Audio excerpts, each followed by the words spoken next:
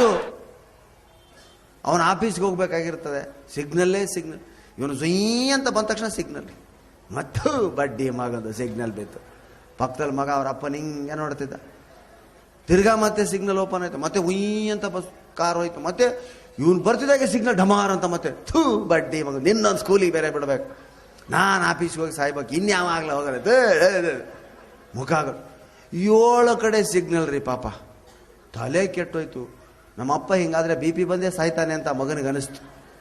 ಅಪ್ಪ, ನಾವು ಬಂದ ತಕ್ಷಣ ಸಿಗ್ನಲ್ ಬೀಳ್ತದೆ ಅಂತ ಟೆನ್ಷನ್ ಮಾಡ್ಕೋಬೇಡ ತಂದೆಯೇ, ಮತ್ತೇನು ಮಾಡ್ಲೋ, ಸಿಗ್ನಲ್ ಓಪನ್ ಆದ ತಕ್ಷಣ ಮೊದ್ಲು ಹೋಗೋರು ನಾವು ಅಂದ್ಕೋ. ಯಾಕಂದ್ರೆ ನಾವು ಬರೋದಕ್ಕೆ ಬಿದ್ದರೆ ಹಿಂದೆ 10 ಜನ ಇರ್ತಾರೆ, ಹೌದಾ? ಹೀಗೆ ಸಮಾಧಾನ ಮಾಡ್ಕೋಬೇಕು. ಬೆಂಗಳೂರಿನಲ್ಲಿ ಸಿಗ್ನಲ್ನಲ್ಲಿ ನಿಂತ್ವಿ ಅನ್ನೋದಕ್ಕಿಂತ ಓಪನ್ ಆದ ತಕ್ಷಣ ನಾವೇ ಅಲ್ಲ ಫಸ್ಟ್ ಹೋಗೋದು. ಇದು ಪಾಸಿಟಿವ್ ಥಿಂಕಿಂಗ್. ಇಂಥ ಬೆಂಗಳೂರಿನಲ್ಲಿ ಏನ್ರಿ, ಅಲ್ಲಿ ಕಂಪೌಂಡ್ಗಳು, ಆ ಬ್ಯಾರಿಕೇಡ್ಗಳು ನೋಡಿ, ಎಲ್ಲಿ ಬೇಕಲ್ಲಿ ಬ್ಯಾರಿಕೇಡ್ಗಳು ಒಂದು ವೇಳೆ ಯಾವುದಾದ್ರೂ ಮನೆ ಗೇಟ್ ತೆಗೆದಿತ್ತು ಸಿಗ್ನಲ್ ಬಿದ್ದಾಗ ಅಂದರೆ 4-5 ಗಾಡಿ ಮನೆ ಒಳಗಡೆ ಹೋಗಿ ಹಂಗೆ ಬಂದ್ಬಿಡ್ತಾರೆ. ಅಲ್ಲಿ ಎಲ್ಲ ಬಾಗಿಲು ಹಾಕದೆ. ಅದಕ್ಕೆ ಸಿಗ್ನಲ್ ಬಿದ್ದಿ ಅಂತ ಒಂದು ಸಾರಿ ಹಿಂಗೆ ಬಗ್ಗಿದೆ ಸರ್, ನಾನು ₹1 ಕಾಯಿನ್ ಬಿತ್ತು ಅನ್ನೋದು ತಗೊಳ್ಳೋಣ ಅಂತ ಹಿಂಗೆ ಬಗ್ಗಿದ್ರೆ ಈ ಕೈ ಮತ್ತು ಮೈ ಮಧ್ಯೆ ಗ್ಯಾಪ್ ಇರುತ್ತಲ್ಲ, ಇದರಲ್ಲಿ ಒಬ್ಬಳು ಸ್ಕೂಟಿ ಒಯ್ದ್ಲು. ಜಾಗ ಸಿಕ್ಕರೆ ಸಾಕು ನುಗ್ತಾರ್ರಿ. ಯಾರು ಅಂತ ನೋಡಲ್ಲ, ಏನು ಅಂತ ನೋಡಲ್ಲ. ಅದು ನೋಡೋಕೆ ಕೂತ್ರೆ ಮೈಸೂರು ಎಷ್ಟೋ ವಾಸಿ, ಹಾಯಾಗಿ ಬರ್ತೀವಿ. ಸಿಗ್ನಲ್ಗಳಿದ್ರೂ ಕೂಡ ತೊಂದರೆ ಕೊಡಲ್ಲ, ಜನ ತಂಪಾಡಿ ತಾವಿರ್ತಾರೆ. ಮೃದು ಮಾತು ನೋಡಿ, ಬಾಲರಾಜರೊಬ್ಬ ಕವಿಗಳಾಗಿ, ಮಾಜಿ ಶಾಸಕರಾಗಿ ಇವೆಲ್ಲ ಇದ್ರೂ ಕೂಡ ನಯ ವಿನಯ, ಅಲ್ಲಿ ಏನೂ ಇರಲ್ಲ. ಮೈ ಮೇಲೆ ಬಂಗಾರ ಒಂದಿರ್ತದೆ. ಏನವ್ರ ರೋಪು ಮಾತು, ಅಣ್ಣ ಅಂತಾರೆ. ಅಣ್ಣ ಅಂದರೆ ಸಾಕು, ಗಾಬರಿ ಆಗ್ಬೇಕು, ಹಾಗಂತಾರೆ. ಮತ್ತಣ್ಣ ಹಿಂಗೆ ಕೇಳಿದ್ರೆ ಯಾರಾದರೂ ಚೆನ್ನಾಗಿದ್ದೀನಪ್ಪ ಅಂತೀರಾ? ಏನಾಯ್ತಣ್ಣ ನನ್ನಿಂದ ಏನು ತಪ್ಪಾಯ್ತು? ಅಣ್ಣ ಮಗಳು ಅಂತ ಜಾಸ್ತಿ ಬೆಂಗಳೂರಲ್ಲಿ, ನಿಮಗೆ ಗೊತ್ತು. ಈಗ ಒಂದು 20 ವರ್ಷದಿಂದ ಫಸ್ಟ್ ನಾನು ಕರೆಸಿದ್ದೆ ಅಣ್ಣಮ್ಮಗಳು. ನನಗೆ ಅಣ್ಣಮ್ಮ ಅಂದರೆ ಏನಂತೂ ಗೊತ್ತಿಲ್ಲ. ಅಯ್ಯೋ ಬೆಂಗಳೂರಿಂದ ಕರೆ ಬಂದಿದೆ ಅಂತ ಆಗಲಿ ಬ್ಯಾಗ್ ಹಾಕೊಂಡೆ ಬಂದ್ಬಿಟ್ಟೆ. ಅದು ಎಲೆಕ್ಟ್ರಾನಿಕ್ ಸಿಟಿ ಫ್ಲೈಓವರ್ ಇನ್ನೂ ಆಗಿರಲಿಲ್ಲ ಅವಾಗ. ಅಲ್ಲೊಂದು ಹಳ್ಳಿ ಇತ್ತು. ಅಲ್ಲಿ ಸ್ಟೇಜ್ ಅಂತ ನೋಡ್ತೀನಿ, ಸ್ಟೇಜೇ ಇಲ್ಲ. 2 ಟ್ರ್ಯಾಕ್ಟರ್ ಜೈಂಟ್ ಮಾಡಿದ್ದಾರೆ. ಐಡಿಯಾ ಬಂತ?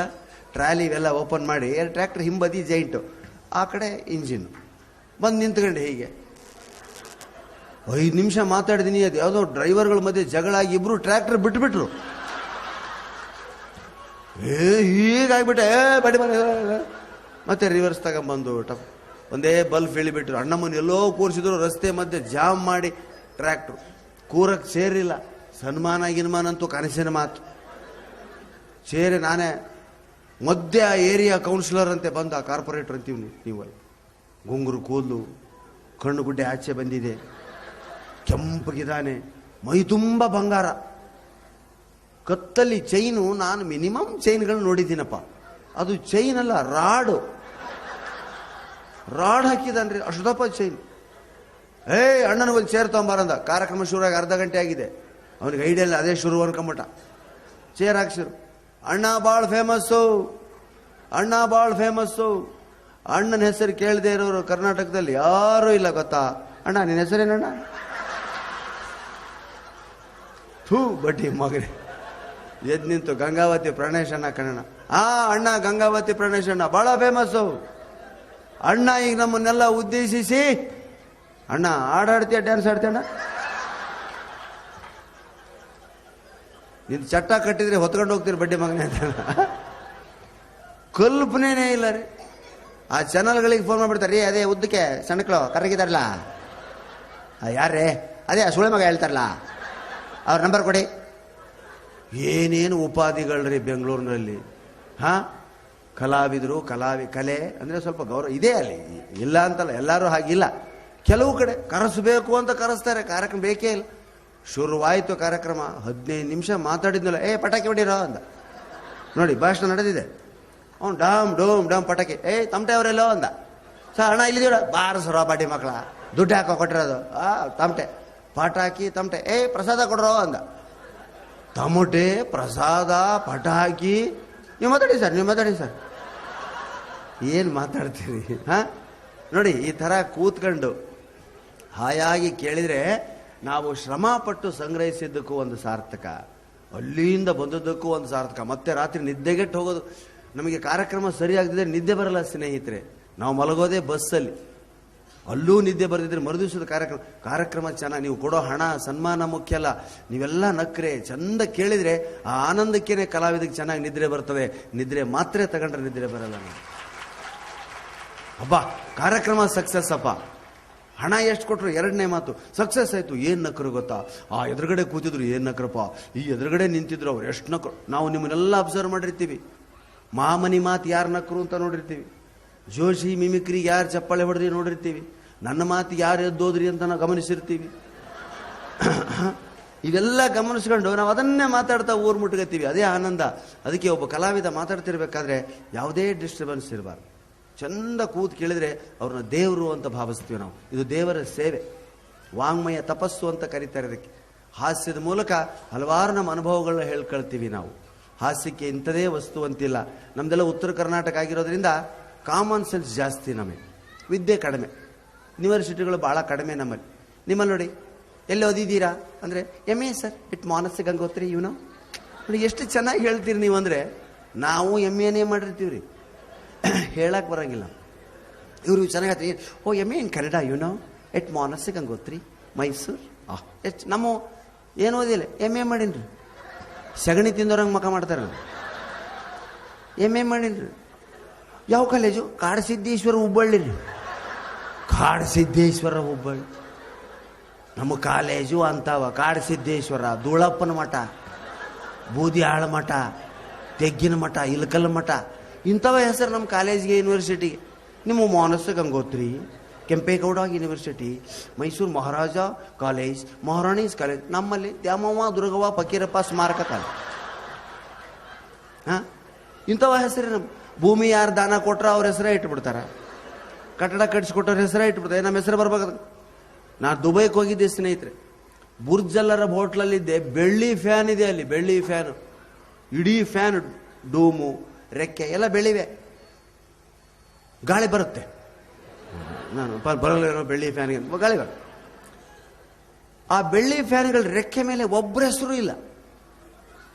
ಮೈ ಗಾಡ್, ಬೆಳ್ಳಿ ಫ್ಯಾನ್ ಕೊಟ್ಟಿದ್ದಾರೆ ಯಾರೋ ಹೋಟ್ಲಿಗೆ, ಯಾರು ಹೆಸರಿಲ್ವಲ್ಲ ಅಂದೆ. ಯಾಕೆಂದ್ರೆ ನಮ್ಮ ಕಡೆ ದ್ಯಾಮವ್ವನ ಗುಡಿಗೆ ಒಂದು ಫ್ಯಾನ್ ಕೊಡಿಸಿರ್ತಾರೆ, 6 ಮಂದಿ ಸೇರಿ ಒಂದು ಫ್ಯಾನ್ ಕೊಡಿಸಿರ್ತಾರೆ. ಒಂದೊಂದು ರೆಕ್ಕಿ ಮೇಲೆ ಇಬ್ಬಿಬ್ಬರ ಹೆಸರು. ತಿರುಗೋ ಫ್ಯಾನ್ ಅನ್ನ ಬಂಧುಗಳನ್ನ ಕರ್ಕೊಂಬಂದು ಫ್ಯಾನ್ ಆಫ್ ಮಾಡಿ ಹೆಸರು ತೋರಿಸ್ತಾರೆ. ನೋಡಿ ಅಲ್ಲೈತು.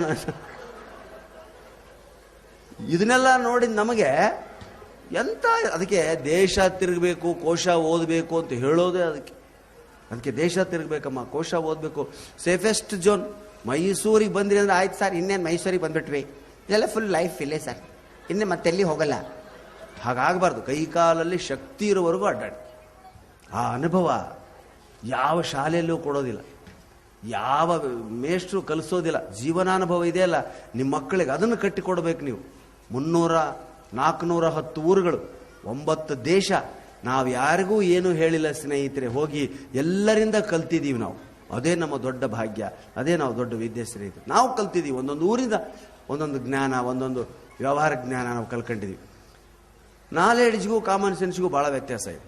ನಾಲೆಡ್ಜ್ ಅಂದರೆ 4 ಗೋಡೆಗಳ ಮಧ್ಯೆ ಕಲಿಯೋದು, ಕಾಮನ್ ಸೆನ್ಸ್ ಅಂದರೆ 4 ಜನರ ಮಧ್ಯೆ ಕಲಿಯೋದು. 4 ಜನರ ಮಧ್ಯೆ ಕಲಿಯೋದು ತುಂಬ ಇಷ್ಟ. ಮಕ್ಕಳನ್ನ ಹೊರಗಡೆನೆ ಕಳಿಸಲ್ಲ. ಇತ್ತೀಚಿನ ತಾಯಿಯಂದ್ರು, ಅಯ್ಯೋ ಬೇಡಕ್ಕಂದ ಕತ್ಲಾಗಿದೆ, ಅಲ್ಲಲ್ಲಿ ಎಕ್ಸಿಬಿಷನ್ ಹತ್ರ ಮಾತ್ರ ಸ್ವಲ್ಪ ಗಲಾಟೆ ಇರುತ್ತೆ, ಆಮೇಲೆ ಎಲ್ಲಿ ಇಲ್ಲಂತೂ 9-10 ಗಂಟೆಗೆ ಎಲ್ಲ ಕ್ಲೋಸ್ ಮೈಸೂರು. 10 ಗಂಟೆ ಬಸ್ ತಪ್ಪಿಸ್ಕೊಂಡಿವಿ ಅಂದರೆ ನಾವು ಬಸ್ ಸ್ಟ್ಯಾಂಡಲ್ಲೇ ಮಲಗಬೇಕು. 10 ಗಂಟೆ ಅಂದ್ರೆ ಲಾಸ್ಟ್ ನಿಮಗೆ. ಬೆಂಗಳೂರು ಪರಲ್ಲ, ಈ ವಿಷಯಕ್ಕೆ ನಾವು ಬೆಂಗಳೂರು ಲೈಕ್ ಮಾಡ್ತೀವಿ. ರಾತ್ರಿ 2-3 ಗಂಟೆವರೆಗೂ ನಮ್ಮ ಊರ ಕಡೆ ಬಸ್ಸುಗಳು. ಇಲ್ಲಿ 9:30 ಅಲ್ಲಿ ಇರಬೇಕು ನಾವು, ಇಲ್ಲ ಅಂದರೆ ಸತ್ವಿ. ತಿರ್ಗಾ 10 ಗಂಟೆವರೆಗೂ ಮತ್ತೆ ಅಲ್ಲೇನೆ. ಈ ಅನುಭವಗಳನ್ನೇ ನಾವು ವಸ್ತುಗಳನ್ನ ಮಾಡ್ಕೋತೀವಿ ಸ್ನೇಹಿತರು. ಬೆಂಗಳೂರಿನಲ್ಲಿ ಸ್ವಲ್ಪ ತಮಿಳು ಗಲಾಟೆ ಜಾಸ್ತಿ, ತಮಿಳರು ಜಾಸ್ತಿ, ಹೋಟ್ಲುಗಳು, ಬೋರ್ಡ್ಗಳು ನೋಡಿ ಅಡ್ಡಾಡಬೇಕು. ಅದರಲ್ಲಿಂದನೇ ಹಾಸ್ಯ ಹುಟ್ಟೋದು. ನಾನು 15 ವರ್ಷದಿಂದ ಬಂದಾಗ ವಿಪರೀತ ಕನ್ನಡನೇ ಇರಲಿಲ್ಲ, ಇವಾಗ ಪರವಾಗಿಲ್ಲ, ಸ್ವಲ್ಪ ಕನ್ನಡ ರಾಜ್ಯೋತ್ಸವ ಚೆನ್ನಾಗಿ ಮಾಡ್ತಿದ್ದ. ಒಂದು ಹೋಟ್ಲಲ್ಲಿ ತಿಂಡಿ ತಿಂದು ದುಡ್ಡು ಕೊಡೋದಕ್ಕೆ ನೋಡ್ತೀನಿ, ಮ್ಯಾನೇಜರ್ ತನ್ನ ಮುಂದೆ ಹೆಸರು ಬೋರ್ಡ್ ಇಟ್ಕೊಂಡು, ನೇಮ್ ಪ್ಲೇಟ್ ಇಟ್ಕೊಂಡಿದ್ದಾನೆ, ಆಫೀಸರ್ಗಳು ಇಟ್ಕೊಂಡಾಗ ವರದರಾಜ್ ಬಾಣಾವರ ಅಂತ ಬರೆದಿದ್ದು. ನಮಸ್ಕಾರ ವರದರಾಜ್ ಅವರೇ, ನಿಮ್ಮದು ಬಾಣಾವರನಾ ಅಂದೆ. ಇಲ್ಲ, ನನ್ನ ಹೆಸರು ವರದರಾಜ್ ಅಲ್ಲ, ನನ್ನ ಹೆಸರು ಸುಬ್ರಹ್ಮಣ್ಯ ಭಟ್ ಅಂತ, ನಂದು ಉಡುಪಿ. ಮತ್ತು ಇದು ವರದರಾಜ್ ಬಾಣಾವರ ಅಂತ ಬೋರ್ಡ್ ಇದಿಲ್ಲ ಸರ್. ಅಯ್ಯೋ, ಇದು ವರದರಾಜ್ ಬಾಣಾವರ ಅಲ್ಲ ಸರ್, ವಾರದ ರಜೆ ಭಾನುವಾರ.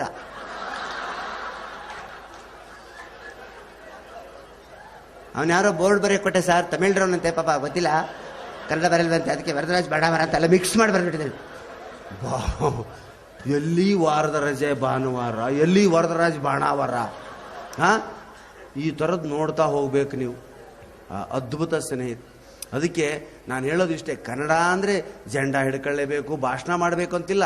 ಶುದ್ಧವಾಗಿ ಕನ್ನಡ ಓದೋದನ್ನು ಮಾತಾಡೋದನ್ನು ಕಲ್ತ್ರೆ ಸಾಕು, ಕನ್ನಡಾಂಬೆ ನಮ್ಮ ಮೇಲೆ ಕೃಪೆ ತೋರಿಸ್ತಾಳೆ ಸ್ನೇಹಿತರೆ. ದಯವಿಟ್ಟು ಕನ್ನಡ ಮಾತಾಡೋದನ್ನು, ಕನ್ನಡ ಓದೋದನ್ನು ಅಭ್ಯಾಸ ಮಾಡ್ತಾರೆ. ಇವತ್ತೇನಾದರೂ ಈ ಗಂಗಾವತಿ ಪ್ರಾಣೇಶ ಮೈಸೂರಿನಂಥ ಪ್ರಜ್ಞಾವಂತರಿರ್ತಕ್ಕಂಥ ಊರಿಗೆ 47-48 ಬಾರಿ ಬಂದಿದ್ದಾನೆ ಅಂದರೆ ಅದು ಕನ್ನಡ ಸಾಹಿತ್ಯಕ್ಕೆ ಇರತಕ್ಕಂಥ ಶಕ್ತಿ ಹೊರತು ನನ್ನ ಶಕ್ತಿ ಅಲ್ಲ. ಓದಬೇಕು, ಓದಿದರೆ ಆಟೋಮೆಟಿಕಲಿ ಮಾತುಗಳು ಬರ್ತವೆ. ಈಗ ಓವರ್ ಹೆಡ್ ಟ್ಯಾಂಕಲ್ಲಿ ನೀರಿದ್ರೆ ನಲ್ಲಿಲಿ ಬರ್ತವೆ. ಇದು ನಮ್ಮ ಓವರ್ ಹೆಡ್ ಟ್ಯಾಂಕ್. ಇಲ್ಲಿ ಫಿಲ್ ಮಾಡ್ಕೊಂಡ್ರೆ ಈ ನಲ್ಲಿಯಿಂದ ತಾನೇ ಇಲ್ಲ ಸರ್ ನಮಗೆ ಶಬ್ದಗಳೇ ಬರಲ್ಲ ಸರ್, ವರ್ಡ್ಸ್ ಬರಲ್ಲ. ಅದನ್ನೇ ಕೆಲವರು ಹೆಮ್ಮೆಯಿಂದ ಹೇಳ್ಕೊತಾರೆ ಗೊತ್ತಾ. What you say in your Kannada ಅಂತಾರೆ. ಏನಿ ಬಡ್ಡಿ ಮಗ ಅಮೇರಿಕದಿಂದ ಬಂದ, ನಿಮ್ಮ ಕನ್ನಡದಲ್ಲಿ ಏನೋ ಹೇಳ್ತಿರಲ್ಲ ಅಂತ. ಬಾ ನೀನು ಯಾವನೋ ಹಾಗಾದ್ರೆ, ನಿಂದು ಯಾವ ಊರಂದ? ಮಂಡ್ಯದ ಹತ್ರ ಪುಟ್ನಾಕ್ನಳ್ಳಿ ಸರ್. ನಾನು ಅಮೇರಿಕನೋ ಫ್ರೆಂಚಿನವನೋ ಅಂತ ನಾನು ಅನ್ಕೊಂಡಿದ್ರೆ, what you say in your Kannada, ನಮ್ಮ ಕನ್ನಡ ಅಂತದ ಅವನದಲ್ವಂತೆ. ಕೆಲವರು ನೋಡ್ಬೇಕು. ಈಗ ಆಸಮ್ ಅಂತ ಒಂದು ಮೊದಲೆಲ್ಲ ಅಮೇಝಿಂಗ್, ವಂಡರ್ಫುಲ್, ಓ ಸ್ಟ್ರೇಂಜ್ ಅಂತಿತ್ತು. ಇವಾಗ ಆಸಮ್, ಅದು ಆಸಮ್ ಅದು ಅಲ್ವಾ, ಆಸಮ್ ಅಂತ ಇಷ್ಟೇ ಅಂತಾರೆ. ಆಸಮ್ ಅನ್ಲಿ ಬೇಡ, ಈ ಭುಜ ಯಾಕೆ ಹಿಂಗೆ ಮಾಡ್ಬೇಕು ಅದಕ್ಕೆ? ಮಕ್ಕಳಿಗೆ ಭಯ ಜಾಸ್ತಿ ಈಗಿನ ಮಕ್ಕಳಿಗೆ. ಈಗ ನೋಡ್ತಿರ್ತಾರೆ, ಅದರಲ್ಲಿ ರ್ಯಾಂಕ್ ಬರೋ ಮಕ್ಕಳದೇ ಜಾಸ್ತಿ. ನಮ್ಮ ಕಡೆ ರ್ಯಾಂಕ್ಗಳಿಲ್ಲ, ಪಾಸ್ ಆಗೋದೇ ಕಷ್ಟ. ನಾವು ರ್ಯಾಂಕ್ ಗೊತ್ತೇ ಇಲ್ಲ. ಮತ್ತೆ ಏನಿದ್ರು ಮರಿ ಮಲ್ಲಪ್ಪ, ಮೈಸೂರು ಮುದ್ದೆ ಮಲ್ಲಪ್ಪ, ಇಂಥ ಕಾಲೇಜ್ಗಳಿಗೆ ಪೇಪರಲ್ಲಿ ರ್ಯಾಂಕ್ ನೋಡ್ತೀವಾಗಲಿ. ಎಲ್ಲಾದರೂ ಗುಳೇದ ಗುಡ್ಡ, ಗಜೇಂದ್ರಗಡ ರ್ಯಾಂಕ್ ಬಂದು ನೋಡಿರ ನೀವು? ನಮ್ಮ ಕಡೆ ಯಾವ ವಿದ್ಯಾರ್ಥಿನೂ ರಿಸಲ್ಟನ್ನು ಮೇಲಿಂದ ಕೆಳಗಡೆ ನೋಡಲ್ಲ. ಕೆಳಗಡೆ ಎಲ್ಲಾದ್ರೂ ಡಿಂಗ್ ಡಿಂಗ್